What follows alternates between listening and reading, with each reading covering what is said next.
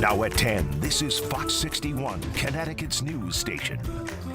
Good evening and thank you for joining us for the Fox 61 News at 10. Happy Halloween to you as well. I'm Bridget Bjorlo. As we come to an end on Halloween night, many families across the state have enjoyed the traditional trick-or-treating. Cities and towns are finding new ways to keep kids safe on this night. Fox 61's Kay Pattyfoot spoke with people celebrating in New Britain. Halloween is not only fun to see the different costumes, but to see the community come together and celebrate safely. New Britain has hosted this trunk or treat event downtown for 7 years, and each year attendance grows with the trick-or-treaters. Trick-or-treaters of all ages made their way to downtown New Britain to get candy. This trunk-or-treat event was put on by the town of New Britain, and parents say they prefer this style of event. I mean, it's safe. You don't have to worry about where your kids are getting their candy from or anything like that, you know, and the kids, they really enjoy it. They have a good time. We all know that feeling of reaching in the jar and saying those 3 magical words. And while candy is the most important thing for kids on Halloween, safety is top of mind for parents and guardians. Halloween's supposed to be a fun night. We want them to be safe. We close the streets down. They're able to cross the streets safely. We're sure of the candy, we're sure of the personnel, we're sure of the people, right? And so, again, it's a great time for the community to come out here and just interact and just have a good time. And you better believe kids came out with the most creative costumes this year. Lady Aphrodite. My costume is a skeleton. Ghostface of Scream.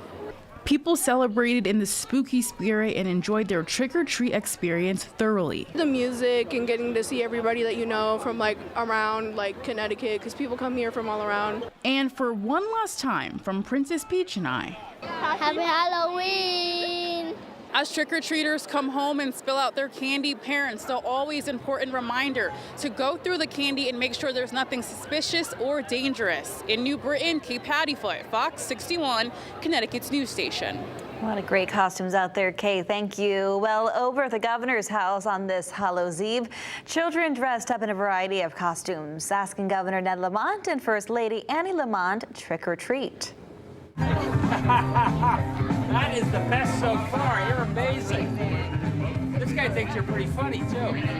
The governor welcomed trick-or-treaters, saying he loved seeing all the creative costumes. Even he and his wife dressed up as the Ghostbusters this time around.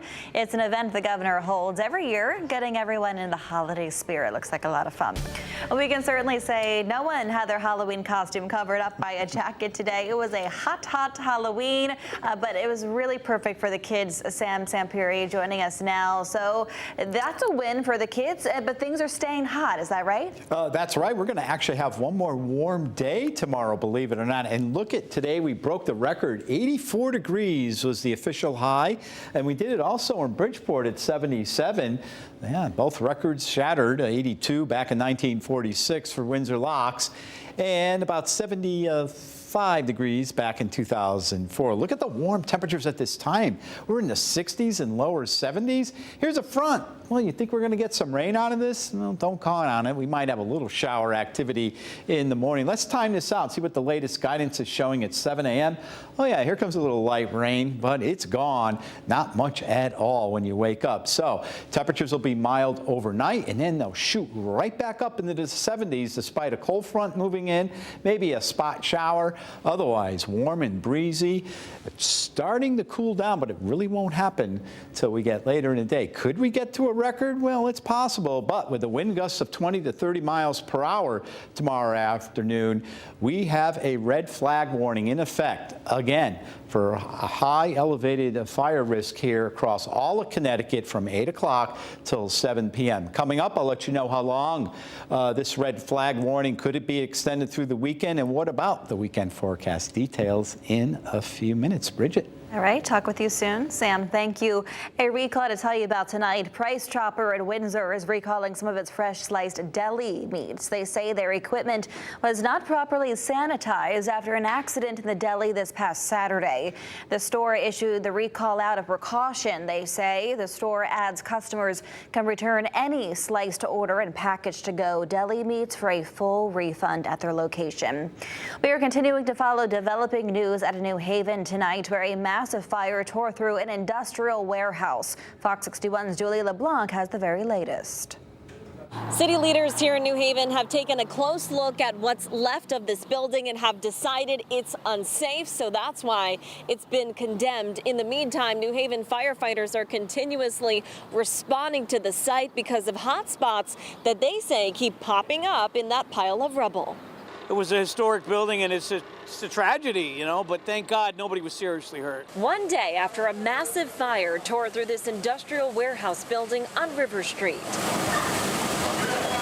The nearly half a dozen local businesses who rented out space here are taking what they can before being shut out. I'm getting all my stuff there, my equipment. I got tractor trailers in there, tire machines, lifts, cars that are customers. Not only is Jose Martinez the property manager of this building, but he also owns an auto shop that operates out of the front end of the warehouse. It's heartbreaking because I've been here so long. The business was growing, everything was going so well, and then this happens. New Haven City building official Bob Dillon says since the fire broke out Wednesday morning, firefighters have had to return here several times to put out hot spots sitting beneath the debris. It's a 20-foot pile of rubble right now. And now, after the fire tore through the middle of the building and compromised the structure, it's been condemned. Safety is first and foremost, so we got to be able to have the owner secure the building so people just can't come in this building. Dillon says the building's owner, Concrete Solutions, has been instructed to put up fencing to keep the public out. They're also now responsible for having a structural engineer take a look at it and decide what's next. The building's probably 250 feet long, so of the 250 feet long, you probably lost about 150 feet of it linear. And smoke and water damage compromised almost everything else, but the owners and the renters are trying to stay positive as they plan their next steps. I got to keep going. It's a little minor setback, but you know, things happen for a reason, and God willingly, everything will be good. Now, we did speak off camera with one of the owners of this building, and he says that at this point in time, he's not sure what the future of this property will be. In the meantime, when it comes to the investigation into the cause and origin of this fire, fire officials say that will take a long time. We are in New Haven. Julia LeBlanc, Fox 61, Connecticut's news station. All right, Julia, thank you. New here at 10. 2 men are in the hospital tonight after a motorcycle and pedestrian crash. It happened last night at the intersection of Atlantic Street and Tresser Boulevard in Stanford. You're looking at that area on the map on your screen here. Police say the motorcycle driver, Kevin Calley, hit Lucas Honohan of New York as he was walking across the intersection. Calley was knocked off the motorcycle during the collision and seriously hurt. Stanford police are asking anyone who saw the crash to give them a call. A Windsor man will spend 50 years behind bars for his role in a deadly shooting outside of a Bloomfield bar 4 years ago. 49-year-old Russell Smith was convicted of murdering Franklin Spencer. Gunshots rang out at Elizabeth's Bar and Restaurant in February 2020. Spencer and another man, Aaron Walker, died in that shooting. Smith received a concurrent 20-year prison sentence for Walker's death. And now to a story Fox 61 has covered from the very beginning. Ballot fraud in Bridgeport, and with another national and state election just days away, the city has fired a familiar name.